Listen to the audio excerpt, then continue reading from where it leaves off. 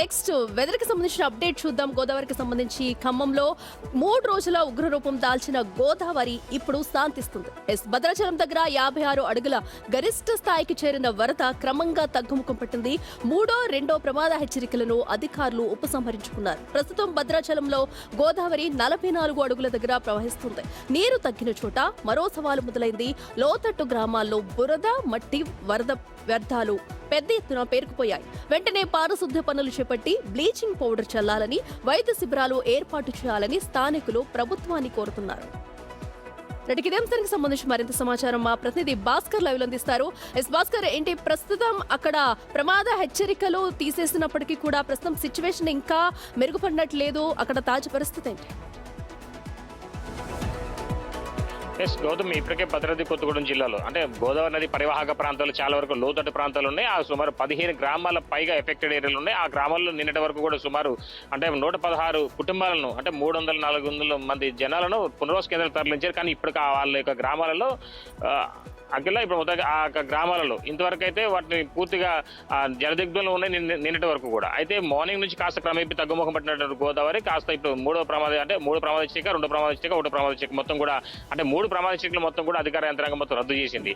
గోదావరి ఇప్పుడు ప్రజెంట్ యాదావిధిగా ఉంది. అయితే వరద అయితే పోయింది కానీ బురద మాత్రం అట్లే ఉందనేది స్థానికులు ఆరోపిస్తున్నారు. ఇప్పటికైనా సంబంధిత అధికారులు పూర్తి దృష్టి సారించేసి ఎక్కడైతే ఇళ్లలో ఇక బురదతో పాటుగా వర్షపు నీరు వచ్చేసి మొత్తం సర్వం కోల్పోయారు వాళ్ళందరూ ఐడెంటిఫై చేసి తగు న్యాయం చేయాలంటూ కూడా కోరుతున్న నేపథ్యం అయితే ఉంది.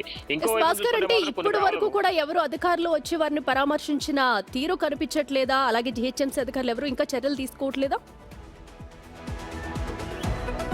వాస్తవంగా అదంతా కూడా ఒకవైపున భద్రాచలం అనేది పట్టణం, అదంతా పంచాయతీ కార్యాలయం, మరోవైపున పినపాక నియోజకవర్గంలో కొన్ని బూరంగపాడు మండలం కావచ్చు, ఒకవైపున ఏటపాక, మరోవైపున చెర్ల మండలం కావచ్చు, దుమ్మగూడ మండలం కావచ్చు. ఈ మండలాలన్నీ కూడా కేవలం మండల పాలనలు ఉండటం వల్ల అక్కడ అంతా కూడా పారిశుద్ధ్య కార్మికులు కాస్త తక్కువగా ఉన్నారు.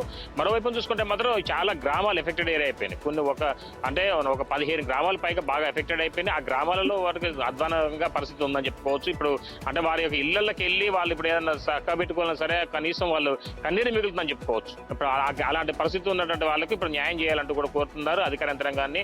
మరోవైపు చూసుకుంటే వాళ్ళు పాలకులు దృష్టి పెట్టేసి ఇలాంటి వరదల నుంచి తమకు శాశ్వత మార్గం చూపెట్టాలంటూ కూడా కోరుతున్న నేపథ్యం అయితే ఉంది. అయితే వరద అయితే పోయింది, బురద అయితే మిగిలింది కదా, ఆ బురదకు సంబంధించి కూడా తగు న్యాయం చేసి నష్టపరిహారం అందించే విధంగా మరోవైపున మౌలిక సదుపాయాలు కల్పిస్తూ రోడ్లు కూడా అధ్వాన స్థితిలో ఉన్నాయి, వాటన్నిటిని కూడా బాగుపరిచే విధంగా చర్యలు చేపట్టాలంటూ కోరుతున్నారు.